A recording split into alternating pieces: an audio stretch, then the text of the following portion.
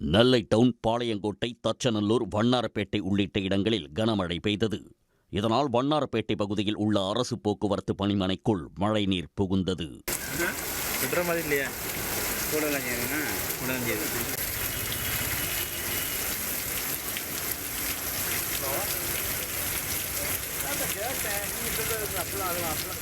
கிருஷ்ணகிரி மாவட்டம் சூளகிரி, வேப்பனஹள்ளி, பர்கூர், காவேரிப்பட்டினம் உள்ளிட்ட பல்வேறு பகுதிகளில் இடி மின்னலுடன் கூடிய பலத்த மழை பெய்தது. தென்பெண்ணை ஆற்றில் நீர்வரத்து தொடர்ந்து அதிகரித்து வருவதால் விவசாயிகளும் பொதுமக்களும் மகிழ்ச்சி அடைந்துள்ளனர்.